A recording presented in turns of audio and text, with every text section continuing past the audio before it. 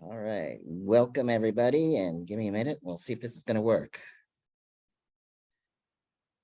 People at home, what are you seeing? Are you seeing the slideshow? Not yet. All we're seeing is the whole crew of people watching.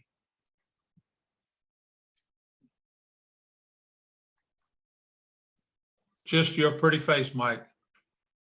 I apologize.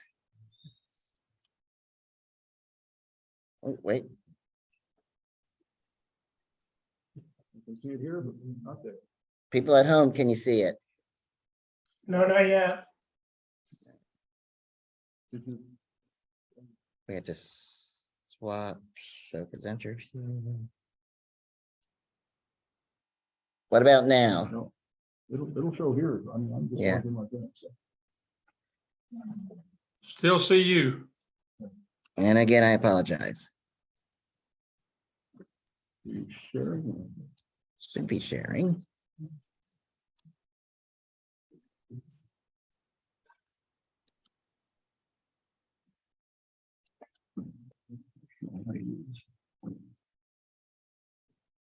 Share screen. Oh, maybe I have to share my screen. Yeah, you do.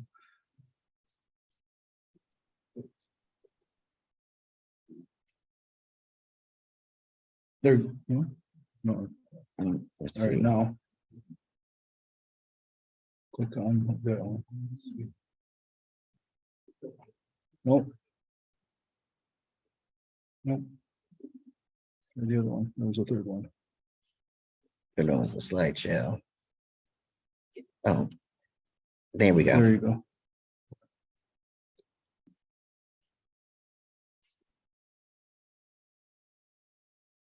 There we go. How's that? There you got it.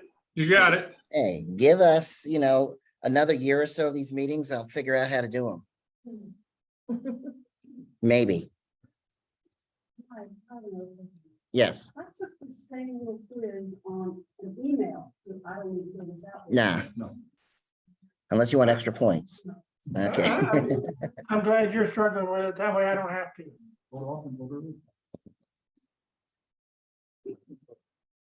All right. Well, welcome everybody, and hopefully this is going to work right. So welcome to our, what month are we? September meeting. So Dick Snoke, our vice president, is going to talk about composite images. We got some club business, and we're going to be talking about the survey. And let's see.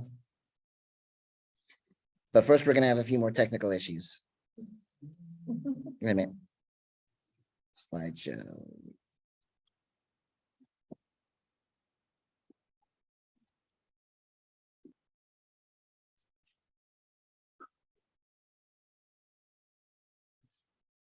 Problem is, I'm not seeing this Did you say screen. play the slideshow? Up top? Yeah. Start show? See, that's what's on there, but my controls are not showing. That's the problem. Oh, it didn't start the show. Yeah, no, it started. It's just I don't have controls. Oh, Remind. oh, just click on second slide. Yeah, it's not changing. It's changing for me. It's not changing for you folks at home. All right, go back to share slide. Share screen. Share.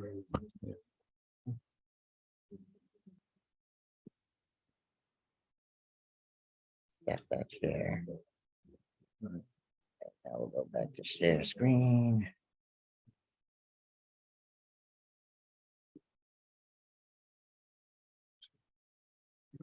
No. Pick one. I'll edit this all out before we put it on YouTube. Okay, now I got two slides. This is what they got, Mike, right here. Okay, they're still seeing that. No,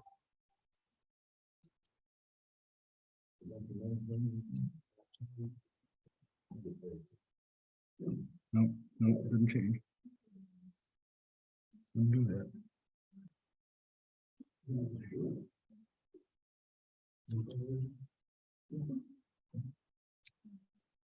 See, this is why everybody should come in person, then you wouldn't have this issue. All right, screen share. Should be on screen too. up there. Oh, no, no, the one below it, the one below it, yeah. Okay, now, see if you got it. Bingo. All right. Give us enough time, we'll do it. So anyways, we'll talk club business, we'll talk events. Dick is gonna do his presentation on composite images, and then we'll have our photo challenge. Our theme this month is fog. So as usual, if you haven't paid club dues yet, you can still do that online. We'll be starting to collect for next year soon. And as you know, you get lots of extra benefits if you are a paid member. So check out the website if you're interested in becoming a paid member. So next thing we want to talk about is our survey that we're doing for next year. We've posted it on the Facebook page. I've emailed it to the group. I've handed out printed surveys for the folks here, so hopefully everybody will fill it out. And we'll send emails again next week for the survey. But it's real important that we get this information because we want to know what you would like to see for the club. And Dick has seen some of the results, so he's going to kind of discuss this and some other issues with everybody. So first on the survey, I got back so far 0.4% of the population group, which means 15 surveys. Can you get closer to the mic? I would sure like to have a bigger. Wait, he's right up next to the mic. Why, is it too loud or not loud enough? Not loud enough. They're not hearing you. Bummer, give me your mic. We can hear Mike just fine. Mike's mic? Is that better? A No? little, Yes. Okay. Huh. Can't figure this out. We'll have to figure out the mics later. Anyway, I would sure like to have at least twice as many surveys back as I have so far, just so I have something that I think resembles a reasonable cross section of the group.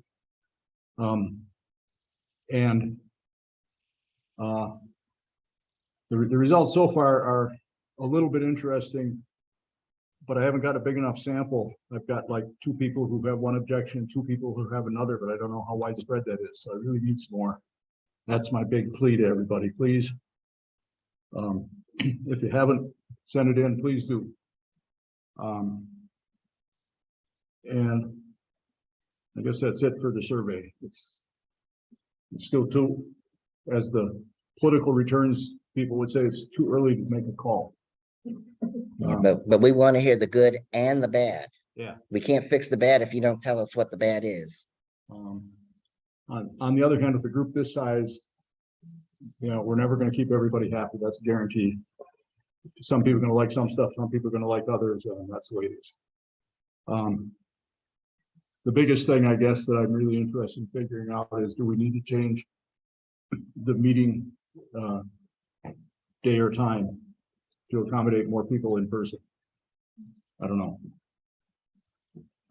The other thing I wanted to talk about was a little bit of the business side of the organization. We have never, to this point, and still aren't, organized in any formal sense. We have no bylaws. We're not registered Secretary of State as a business organization. Nothing. Up until we started charging dues, there was no reason to be organized because we had no assets whatsoever. It was simply a group of people getting together. You know, we talked about photography and all that kind of stuff, but there was no need for a formal organization. Now we have $6,400 in the bank from dues, and we have a projector, which legally at least Herman Thompson still owns. We have microphones, which I own, and I feel a little bit exposed, I guess, in the sense that the way things stand now, if somebody was really upset with the club, they could sue me personally and attach my personal assets over it, which makes me a little bit uncomfortable. And so I am looking into how we should formally organize. It looks like we could be either a 501c7 or a 501c3 organization. C3 would be a charitable education or a educational tax exempt organization. C7 would be a tax exempt social recreational organization. The difference between the two is that if C7, you have to collect dues and your activities have to be restricted to dues-paying members. So I'm thinking that's not the way to go. I would like to be open to the public. So it'd be 501c3, I believe. However, I'm still looking into the process for that. There are a number of different filings that are required, and each of those has a fee. It also requires that we have a board of directors, believe it or not. That's Georgia law. So I'm looking for volunteers for that. It also requires that we have a treasurer. So I'm looking for volunteers for that. I'm not sure yet on other things. We may or may not be required to have some sort of formal process for choosing officers.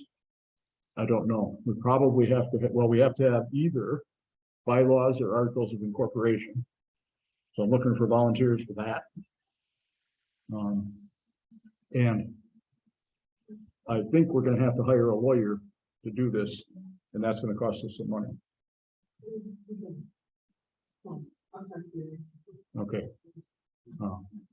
In any event, that's where things stand right now. As we stand right now, Mike and I jointly own the checking account. And as I said, Herman technically owns the projector because he bought it, and I own the microphones because I bought them. And I sure would like to change that to some organization that can own them.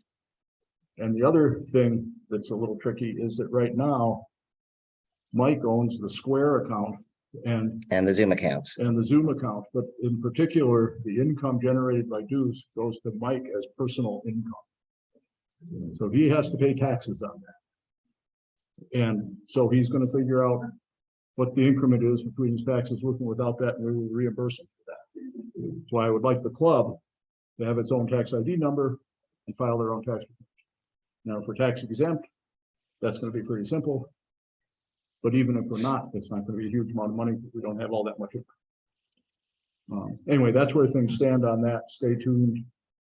Once I get anything figured out, I will post on Facebook and we'll probably send email. The Peachtree Corners Photography Club is already a 501c3 organization, and I am going to go talk to those folks at length about the exercise they went through and what's involved. I remember. I think that was the end of the rant. Anyway, if people actually have personal factual knowledge, I sure would appreciate hearing from them. Then we'll talk to Cindy afterwards because she had some information. Okay. Anyway, that's all on that too. The next subject, I think, It'd be is the trips. events. Yeah. I'm standing right in front of the screen. I'm sorry, guys. So we have a couple of things coming up. I'll talk about the first one, and then Rick will talk about the second one, and then I'll talk about the workshop because I don't think Timmy is online. What are you guys saying? Okay. People here. Mhm. You just All have right. some names will come. Anyway, so we haven't had a club picnic since COVID started, so we finally have gotten it organized, thanks to Donna. She's done a lot of planning for this. So we have tentatively set up the club picnic to be on Sunday, October 2nd at Yahoo Creek Park in Dahlonega. We don't have a time yet, so that'll be coming. We're looking at whether or not we can get a food truck or maybe get it catered. May end up being potluck, but all that information is coming. Donna's doing the research on that, and that's going to be for paid members. The other thing we have coming up is another annual tradition is our fall color trip. This year, we're going to be going to Fort Mountain, and Dick's actually going to be out of town, so he's not going to be able to lead it this year. So Rick's going to be leading it. So coming up, Rick, I'll let you use my microphone and tell you a little bit about what we have planned. And of course, there'll be more details next month. This one working? Where do I need to be? Can you hear Rick? Hello, can you hear me? Try this one. Can you hear me now? Yes, I hear you. Okay, somebody can hear me. Anyway, I think it's Saturday, October 27th is gonna be our fall trip day. The idea is, waterfalls and fall colors. And at that point, we haven't really done the northwest corner yet on the trips that we've done recently, so I thought we'd go back that way. I haven't been there a couple of years myself. So Fort Mountain is kind of in the northwest corner of the state and not too far from Cloudland Canyon. So my thought process is we would meet in the morning at Fort Mountain. There's a really cool little stream. If you've never been there, it's a gorgeous little creek that kind of meanders down through the rocks. Lots of hopefully gorgeous trees around there. If we're really lucky, some fog. And I've had some really good luck there way back in 2017, I guess, with shots like that. Easy to get around, fairly easy hike. I think it's 5 or 6/10 of a mile and not too rigorous. And so some nice photo opportunities there. Not far from there's Cloudland Canyon. And my thought process there is there are some folks who are going to find that to be a struggle to get down to where the waterfalls are. It's not easy to get out of there. It's a pretty steep ascent up a lot of stairs. However, it's also beautiful from the very top, right near where you park your car. So the thought is to go to Cloudland second and shoot from up above. And anybody who feels like hiking down to the 2 gorgeous waterfalls that are down below can do so. Just if it's a warm day, dress lightly because it gets warm down in that canyon and it's really warm when you're climbing out. I think that's it for that. The other thing about Cloudland Canyon is you can drive around to the open end of the canyon and walk up. It's still a climb to get the waterfall, but that open end of the canyon, the initial part of the trail is fairly flat, and if the color is right, that can be spectacular. And don't do what I did 10 years ago and go in August. I did that in August about 10 years ago. I won't do that again. So coming up on September 20th is going to be our critique workshop. We did that last year and it was very successful. We have 2 members, Emmy Dragoy, who he was our North Georgia Photography Club Photographer of the Year 2 years ago. And Frank Cardamone, who's been on a couple of our events, and he's the president of the Rome Photo Club. They're going to do the critiques. I sent a reminder email last night. We have a Dropbox link. You can send up to 2 images, and then they're basically going to critique it. No holds barred. We're not going to go and tell you, hey, this sucks. But it really is a good way of learning, pointing out what you might be able to do better, what you did right, what they would recommend. And, the people who are attending on Zoom, it will be on Zoom, are free to chime in too. But Emmy and Frank are going to go ahead and look at the pictures first. So that way they kind of familiar with them. And then we're going to try to get through as many of them as we can. I think we were able to get through about 15, 16 images in 2 hours last year. So that's what our goal is. So it's posted on the paid members page. It's pinned to the top of the page with the link for the Zoom meeting as well as the Dropbox link. So please, if you're interested, submit your images. And we need them by 9 p.m. tomorrow night so that we have time to get them to Frank and Emmy. I think we have about 10 or 11 images right now, but we'd love to have some more. And then we'll be doing that workshop on September 20th on Zoom at 7 p.m.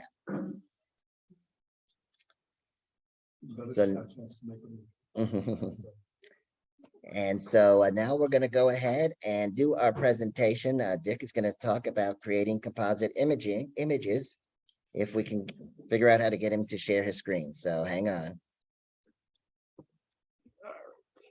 So you should be able to just share.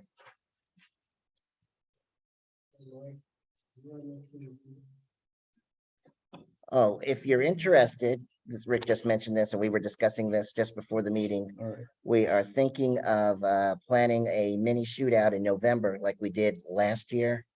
The planning of this started all of about 10 minutes ago, so we don't really have any details. But a lot of the people here participated in that last year. A lot of the people on Zoom Mhm. participated in it, and it was a great success. So we would love to do that again. I don't know if we'll do Dahlonega or someplace else. But we'll give you more details about that next month. But if you participated last year, let us know if you're interested in doing it again. Can you folks at home see my screen? It's got a sunrise image. Yes, Okay. Can see your screen, but I can't hear you very well. The folks here can't see it. That's the trick. I could turn the screen around. Well, hopefully there's a better way to do this, but It's something to do with how to share. apparently, oh, you know what? I know, I realized. Hang on. I've got, no, I can't have to extend my screen. You gotta get that up on your other screen, Mike.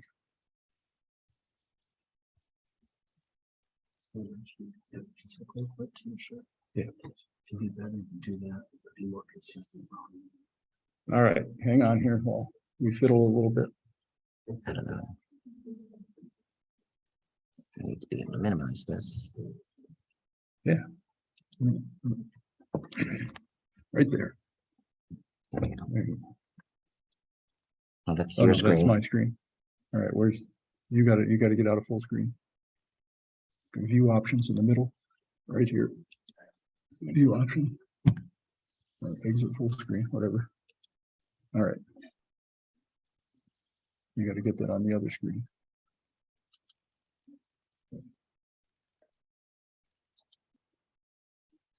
So extend your screen. Extend.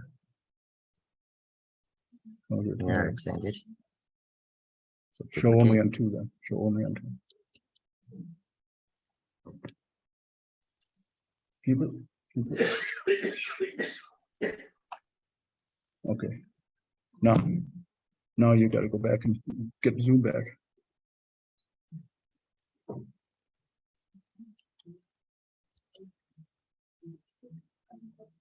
There we go. All right, people at home, can you see the screen? I can see Dick's screen, and I can That's see what we your want. face as the Yeah. speaker. And what? I can see Mike's face as the speaker.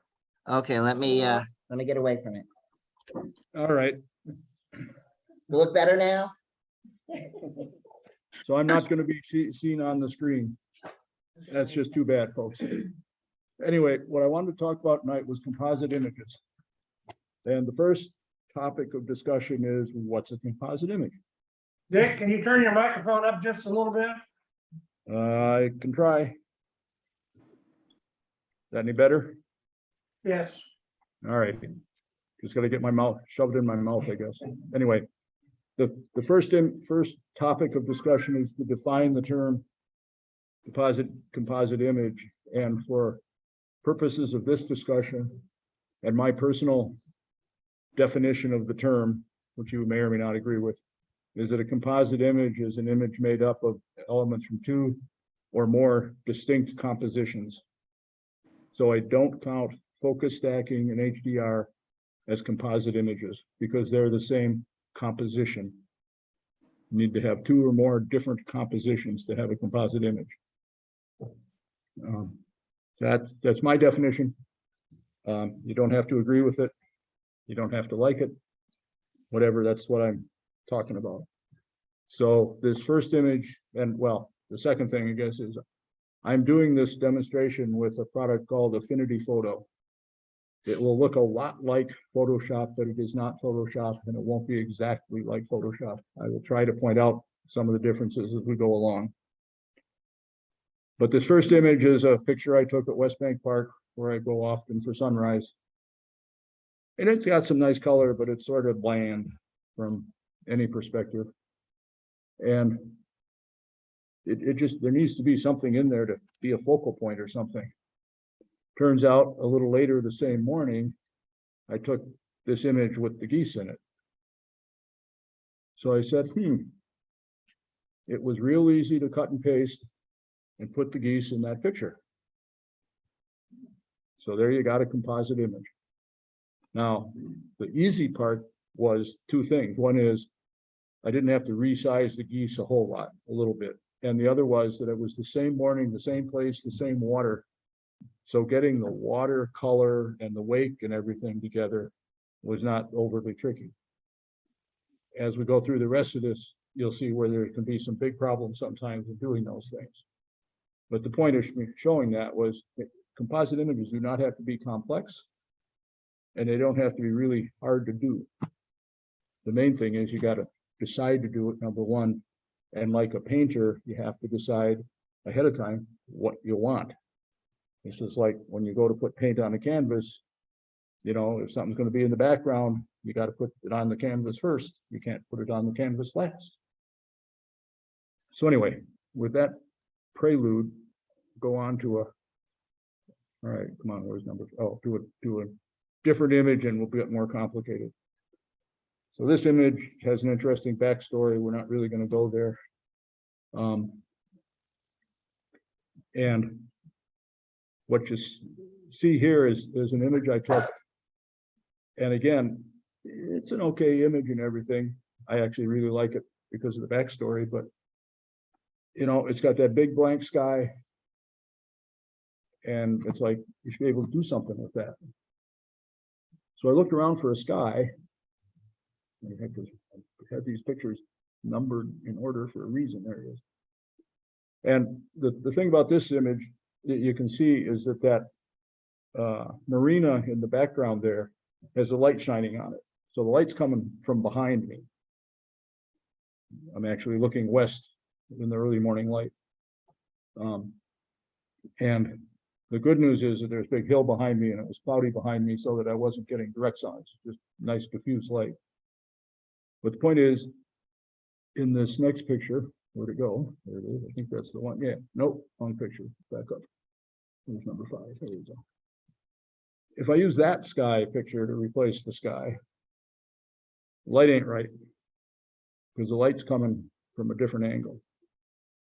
So at least for purposes of this, oops. All right, now where'd it go? I chose to use this sky, which looks a lot better when it's put into that other image. And sky replacement these days is one of the simplest things you can do to make a composite image. I can't remember which, I think it was Luminar that did the first one-click sky replacement. And I'll talk a little bit about that in the future. But for purposes of this demonstration, I'm gonna, where'd it go? Simply, and I think this is the same thing in Photoshop. You can just make a, come on, computer. Rectangular selection, oops. And cut it or copy it, whichever you want to do. Where'd it go? Where'd my image go again? There it is. And then, okay, pasted it. All right, I knew that would bother. Supposed to paste. All right, back to the original. Where'd it go? All right. So as in Photoshop, I can do Control Z. All right. Now I've got a selection made. Edit. Copy. Edit.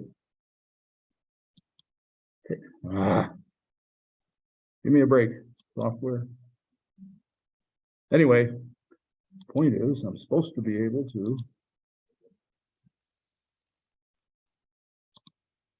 let me undo that.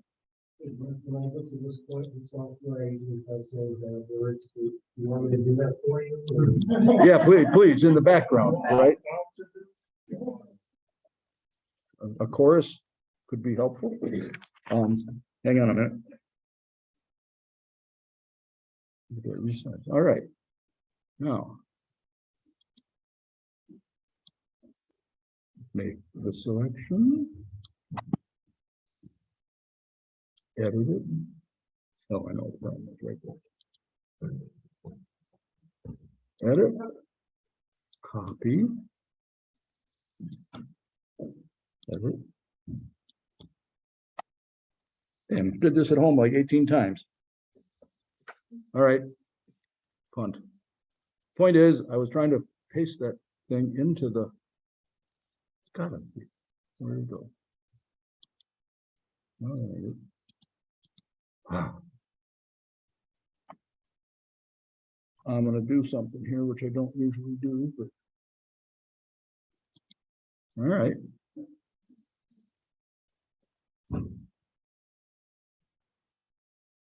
Where do we go? Oh, you know what? I gotta drag this control thing out of the way. Oh. All right. It's gotta be able to copy that thing. And anyhow, if I can't paste this, I'm gonna be in big trouble. Dick, you have it over in your right-hand panel several times, they're just in the wrong order. Oh, I know what the problem is. No? Yeah, why?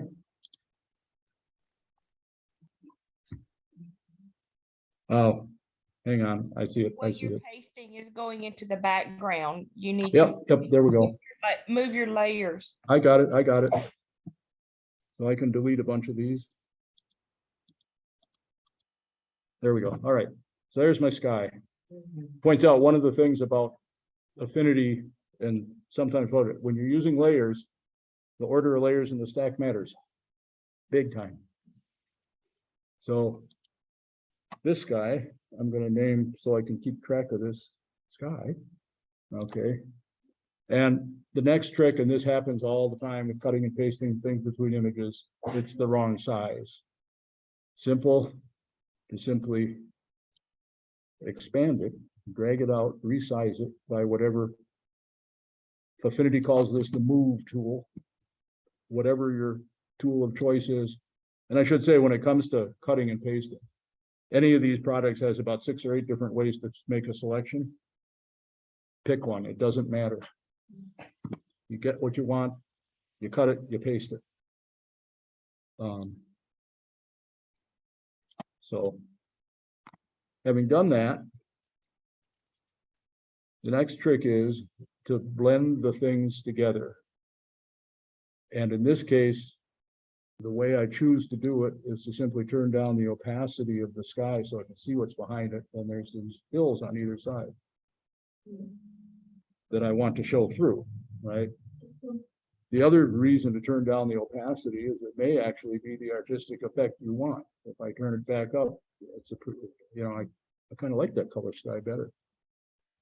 So it turns out in an Affinity photo, there's an implicit mask on this. Every layer in Affinity photo has a mask on it, whether you use it or not. But for the sake of example, I will add a mask to that layer and then go paint on it with black paint. Come on. Come on. There we go. Which will let me, oops, I gotta reduce that brush size. But that will let me paint out the sky and paint and show back in the hills. Now, you can do such a sky replacement a whole bunch of different ways. Many times people will tell you, oh, you select the sky out of your base image and cut it out, and then you put a new image behind it and make it fit. Those are all valid ways to do it. I just chose to do it this way. And the other thing that's important to note here is that I'm painting those hills back in pretty much full strength. That's an artistic decision you can make. So at this point, we got the sky replaced. Not without some difficulties, but that picture just isn't right because there's no reflected clouds in the water. That's part number, the point of this little exercise at this point is, if you're going to put something in an image, make sure you pay attention to reflections and shadows. Because if you don't get those right, it's going to look funny. And if you read in the popular media, when people find a clearly photoshopped image, that's usually one of the things that people have screwed up, is they have failed to account for a shadow someplace, or the direction of the light, or a reflection off to one side perhaps. So you got to do that. So the way I choose to do this is to duplicate the thing, and then using that duplicated, actually, I'm gonna do something else first. I'm gonna remove the mask, but I'm gonna take that duplicated sky, turn it upside down. Come on. Oops, come on. Ah.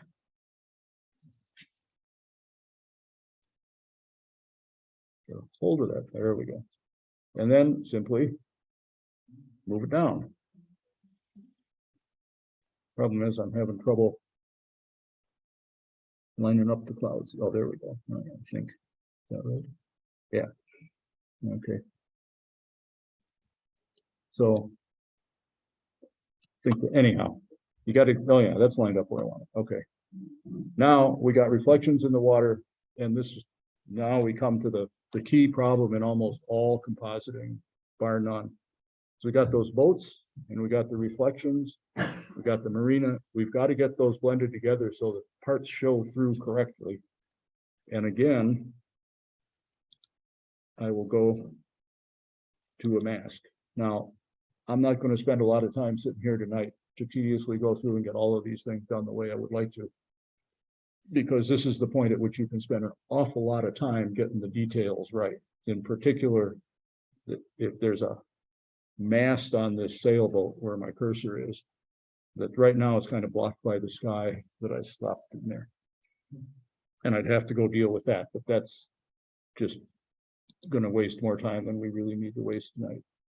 So I take the brush again and I paint over.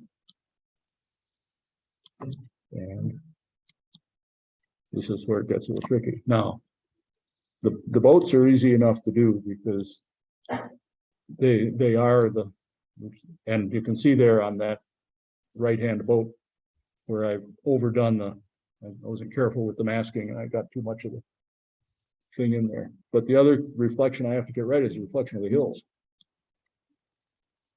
And one of the things about reflections is they're usually not quite as strong a color as the thing being reflected. You got to be a little bit careful. And for me, at least, that's the tedious part of compositing, is getting all the little details figured out just right. And this mast here is a pain. But the other thing is, because I copied that original sky, I copied its lower opacity. No, I didn't either, huh? But one of the things that I will often do with a reflection like this is to apply either a ripple blur or a Gaussian blur, just so that it looks a little more natural. Most reflections in water are not tack sharp. I'm going to let that pass for now in the interest of time, but you get the point. So the main thing was I replaced the sky, and then I had to reflect it and get that blended in properly. And now that's okay. But I thought, there should be something else going on in that picture. And I lost track of my numbers.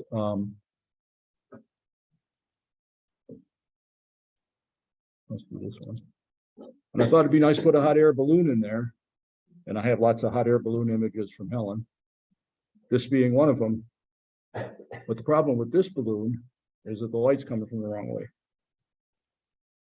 So I went hunting and I found a different image that actually works really well. And the question in this image is, which one of these you're going to pick? Are you going to pick all three? You can do any of those things. That's one of the fun parts of compositing, well, or maybe not one of the fun parts. Sometimes it makes my head hurt that I have to think. But again, the trick is make a selection. And I'm going to do this selection a little awkward to make a point, I guess. But again, where to go?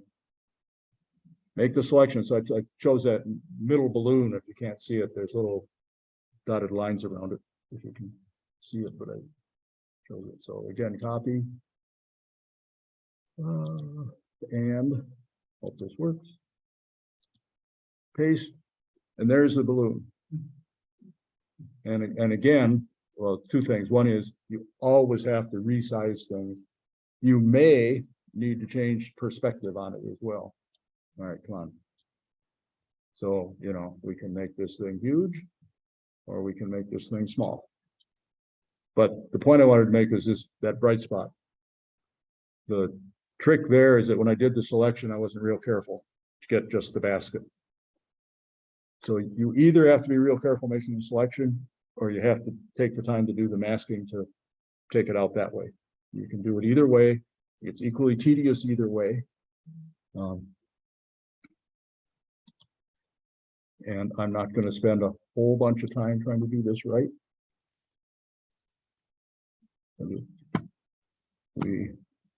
Oh man.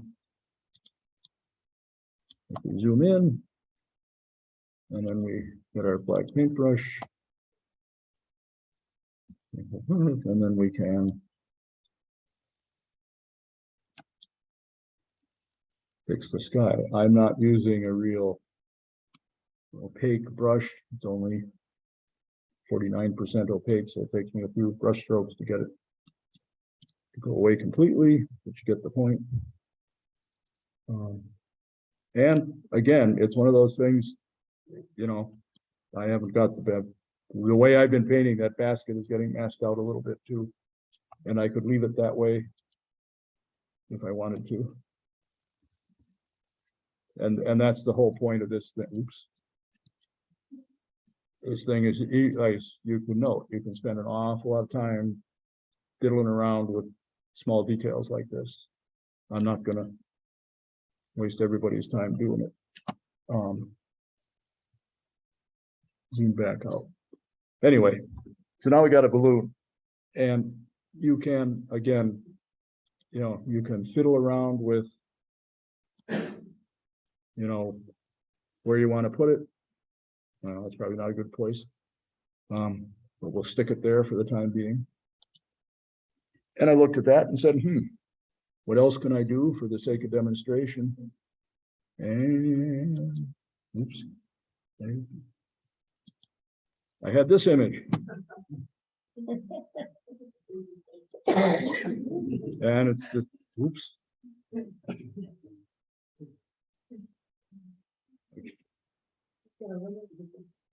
Well, that's, see, now what Sharon just said is, yeah, we can put this thing in the image so that it's running into the balloon.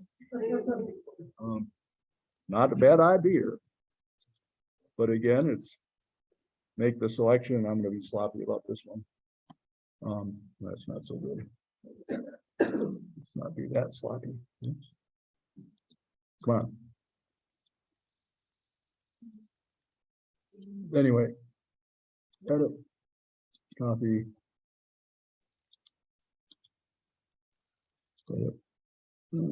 edit, paste, and we're back to Affinity. Seems to always want to paste things in the upper left hand corner. I haven't quite figured out why, but so again, scale and location. You know, or we can put the bird where it's going to poop on the balloon. You know, got our choice. That's one of the points.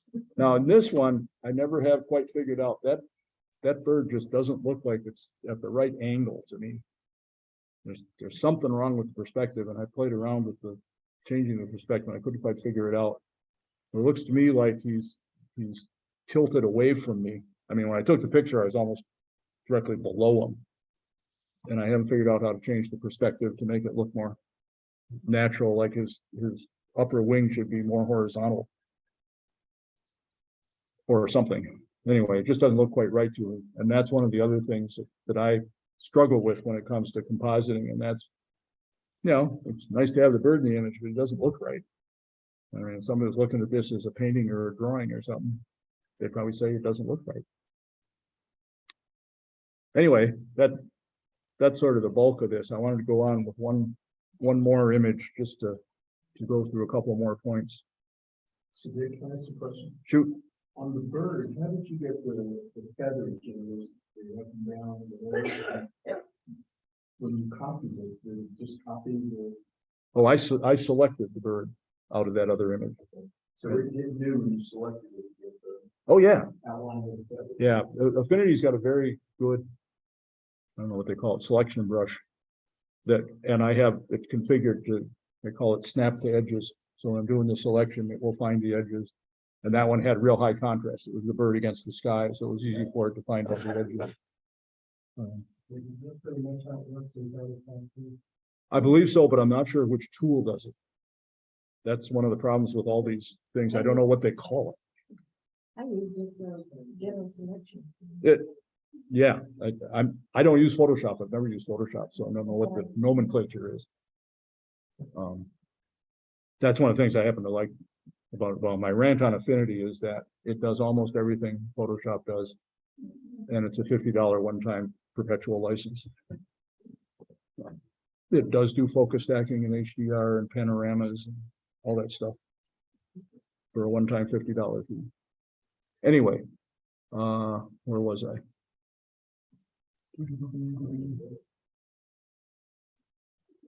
Oh, shoot. Okay. Wait, no, that's not the one. Where am I?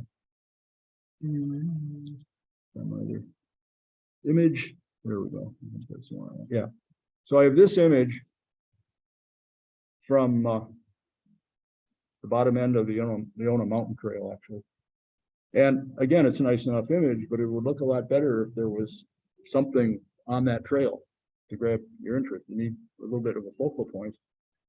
And I chose one, let's see, that chose that guy, happened to be my grandson several years ago. And I thought, if he was walking down, oh, shut up, phone. That's my phone over there, if you can find it. Oh, there you go, very good.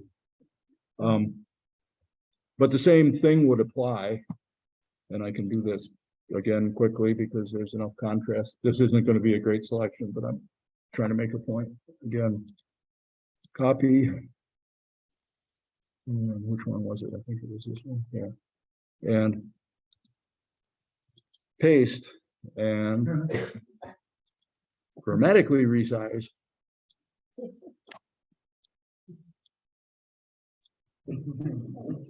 Down to where it looks a little bit more like it belongs. And the point here is that the way this is right now, zoom in a little bit.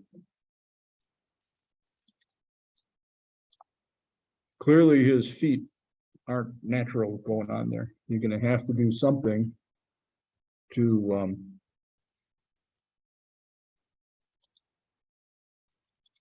do this right, yeah. To no, that's just darkening. What did I do? I'm just painting black anyway. Gonna have to mask again to make his feet look like they come on, maybe I did it the wrong way.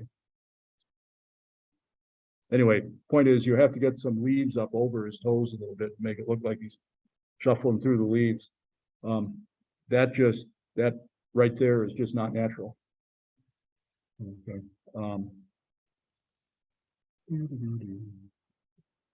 Yeah, from this kind of image size and stuff, you might not notice it, but if anybody looked at it closely, they certainly would. I'd say it's one of those things when people do a bad job of Photoshop, it's sort of one of the little details they miss. What's supposed to be hidden a little bit. The other and final bit of this is, I thought about this, and I have a granddaughter who's an equestrian, and I thought, I could put her riding down the trail. But you know what, getting that selection right to get just that horse without the grass and get his tail in there and everything, that is a colossal pain in the butt. I'm not going to waste everybody's time trying to do it. But the other thing about this image and that image of fall color is that odds are you're never going to see somebody with this getup riding down that trail, right? There's this matter of make the things you're putting in the images fit together in a aesthetic sense, not just a technical sense. So I hope this has been instructive for folks. Like I say, the main thing is the process is pretty simple. It's always select something, cut it, paste it, and then fiddle with it, right? You gotta pay attention to shadows, reflections, directional light, size, shape, perspective, all those things. And I guess the last bit is I don't believe Lightroom by itself could do this. I believe you got to go beyond that. You've got to go to Photoshop or the GIMP. I'm not sure if Luminar or On1 or any of those other guys can do this stuff or not, but you really need a fairly full-featured graphic design program to do this sort of stuff. So with that, questions? Can you talk about the ethics of compositing and using them in competitions? Sure. Okay, so the question was ethics of compositing and competitions. So the first comment is for any competition, read the rules. Some allow it, some don't. All right. So that's pretty basic. You know, if you've got a composited image and the rules disallow it, ethically, you should not enter. The other ethical question to me is, be honest about it, right? If you've got a composited image, it's not it doesn't make it good, bad, or indifferent. If it's a good image, it's a good image, but be honest about how it was constructed, right? The reality is I don't know about most people. For me, at least, a composited image is not what I would call a photograph. It's digital art. And as long as you're honest about it, if people know what they're looking at, most people don't have the problem. If the rules say that you're not allowed to have a composited image, then ethically you shouldn't enter it, right? If you enter it and don't tell people it's composited, then that's where I have a problem. Right? But there's nothing inherently good, bad, or indifferent about compositing any more than there is about painting. Right? Some people like Salvador Dali, some people don't. It's, taste is in the eye of the beholder. So, any other questions? So I have another question. I'm sorry. No, go ahead. So my camera takes 50 megapixels. Yep. And many times like on the picture of seagull or whatever it was, Yeah. I will pull it out and maybe we'll use half the megapixels on it. Sure. So then if I put that in another picture that's already 50 meg, is that going to be a problem that they're mixing up the size of the original files? Okay, so 50 meg.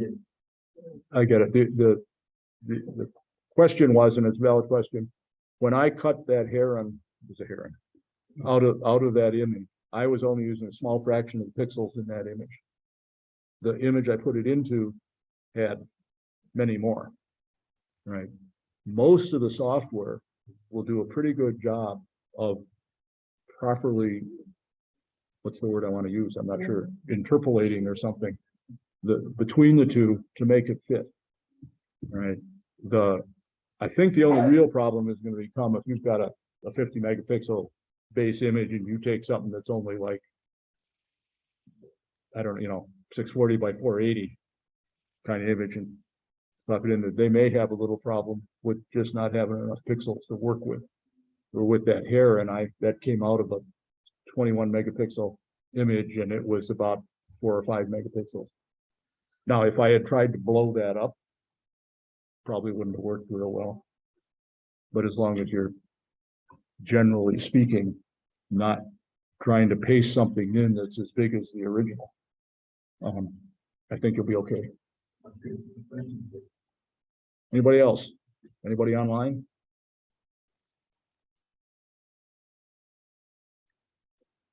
Hearing nothing,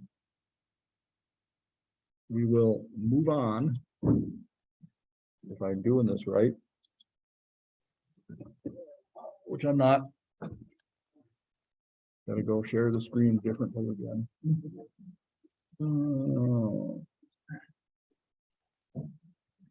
Oh, here we go. No, oh, hang on. Just log out of, Affinity. Should be on my home screen again. No, we're good. All right. Let's get to your laptop screen and we'll have the, If you make the Infinity easier to use for this kind of thing than Photoshop, which is just we have to learn on that. So the question was, is Affinity for compositing any harder or less hard than Photoshop? I think the answer is it's not harder or easier. It's a question of what you're familiar with, what you learn. You have to do some basic things. You have to be able to select something, cut it out and paste it in, adjust the size and perspective and location, and then blend, mask, whatever as necessary to get the light, shadows, and reflections. And Photoshop, I think, has slightly different tools, or at least their tools work a little differently. So you really have to understand whichever package it is you're using. I know for sure the GIMP, for example, works significantly different than Affinity does. At least the last time I tried using it. And so you got to do things a little differently. But with Photoshop, Affinity, as I have looked at things on YouTube and stuff, really tries to mimic Photoshop. And I'm sure that's quite deliberate. They're trying to. Pardon? The price might be. Oh, the prices guaranteed to be different. Anyway, anybody else? Anything in chat? Let me see. Hold on.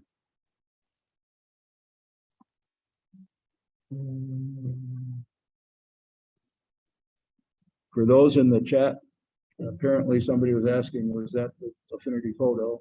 And I couldn't tell you for sure, but based on the link, it sure looks like it.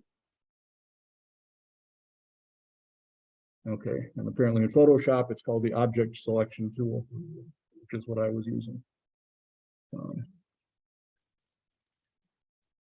And who sent me that? I will respond on Facebook to the where to get Affinity question. I suspect it may be cheaper if you buy it directly from the company that makes it, which is a company called Serif.com. It's a French company. But at least I bought directly from them and it was a little bit less expensive. I think right now it's $69.95. When I bought it 4 or 5 years ago, it was $49.95.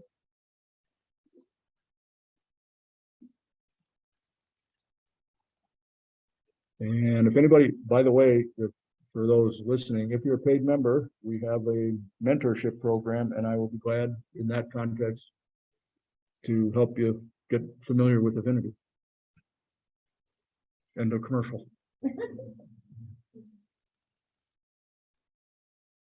Anybody else? Okay, Lisa.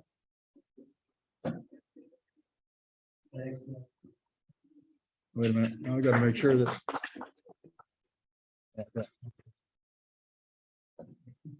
Lisa, you want me to do this or you want to? I was just gonna make that full screen. So you look at the program. Full screen is, that's it. I think that's as full screen as I can make it.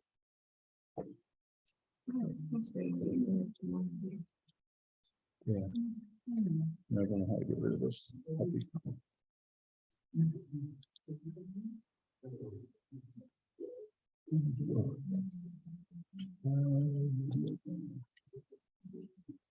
No, all right. All right. Sorry. I don't know. What? We'll live with it. All right. Oh, wait a minute, we got one more in the chat.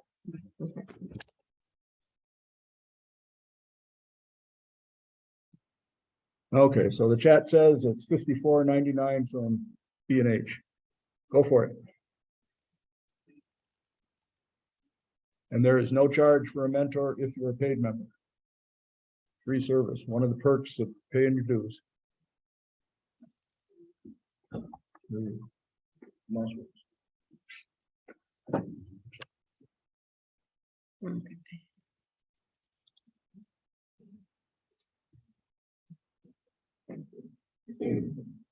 All right, so we'll talk about mentorship for 1 minute here since it came up. It is a benefit for our paid members. It is a free benefit for you. We have, probably 15 experienced members who have volunteered their services as mentors to any of our paid members in a variety of different subject areas, from learning how to use your equipment to taking different genres of photography to post-processing.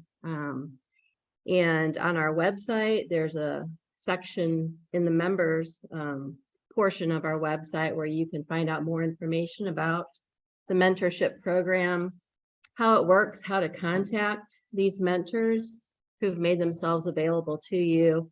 And basically you kind of set up with that mentor that you select, what schedule you want with that person, how long you want to have a mentorship with them, and establish some goals and try to accomplish your goals with them. So it's a great benefit.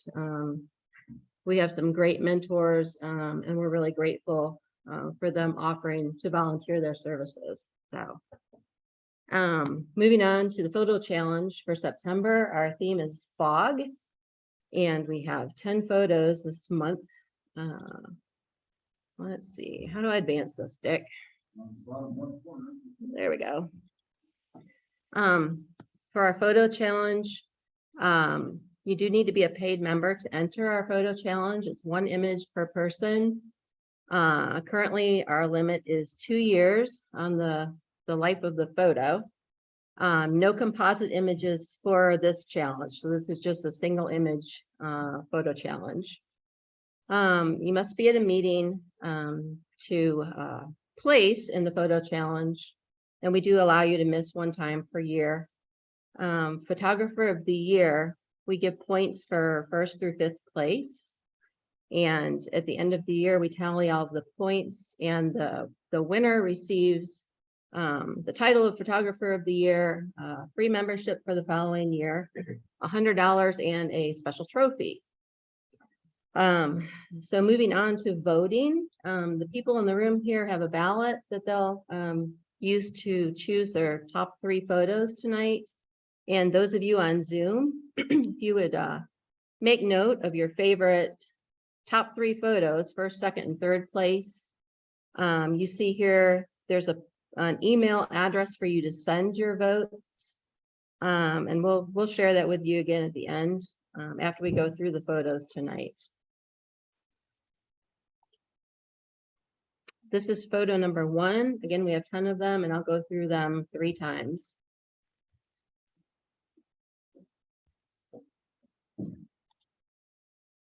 Two.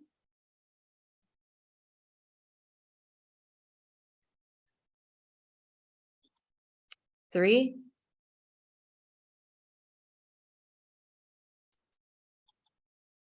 4.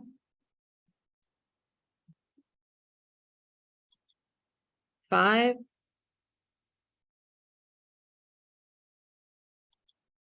6.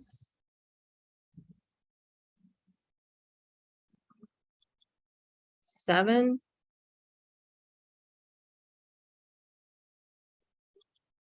8.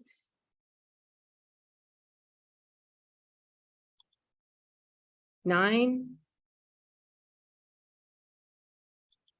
And 10. backwards for fog. 9. 8. 7. 6. 5. 4. 3. 2. 1. And one more time quickly. 2. 3. 4. 5. 6. 7. 8. 9. And 10. Again, if you're on Zoom and you're voting at home, pick your top 3 for second and third place and email your votes to vote@ngaphoto.club. And I'm going to hand back over to Mike here.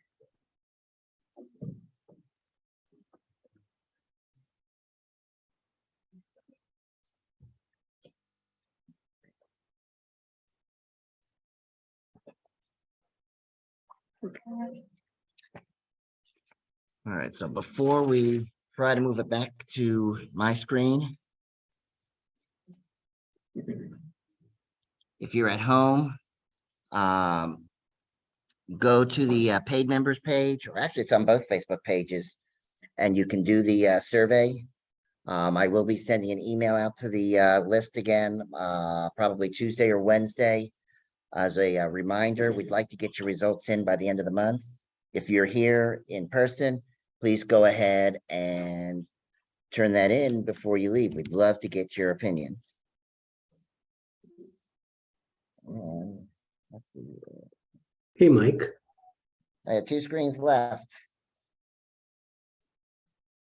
Hey, Mike, can you hear me okay?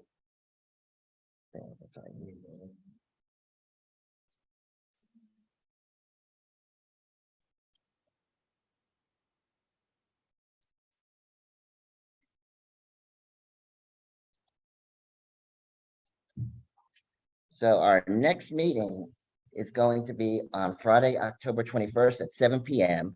However, that is going to be on Zoom. We will not be able to meet in person next month.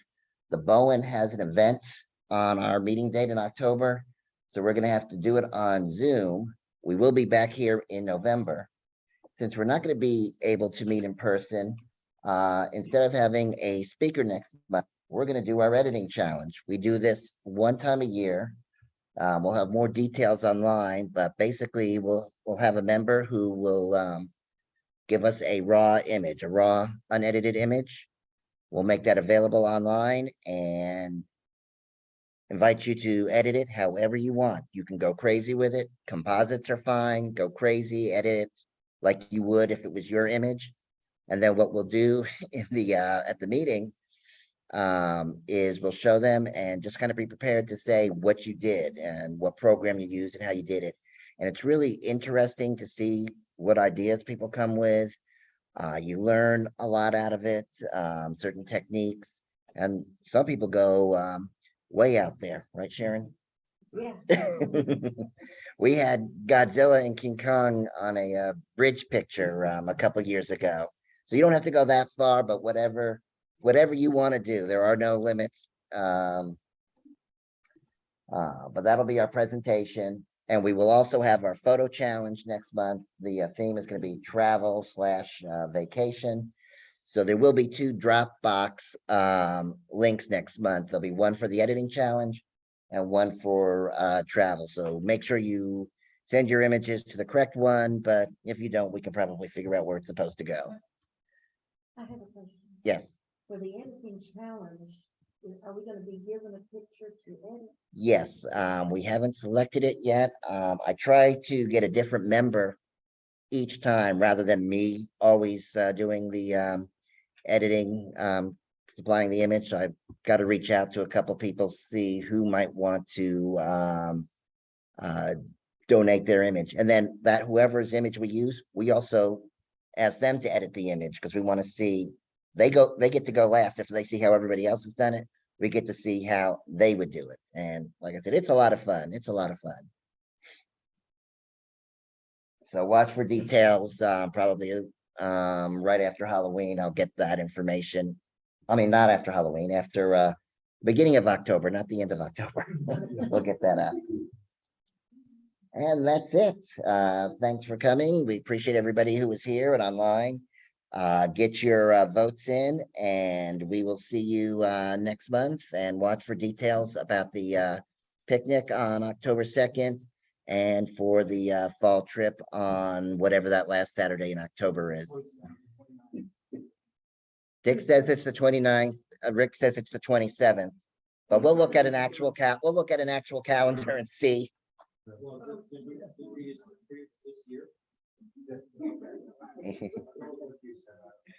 It is on the 29th, October 29th. Time to be determined. And that's it. Good night, everybody. Thanks for coming, and we'll see you next month.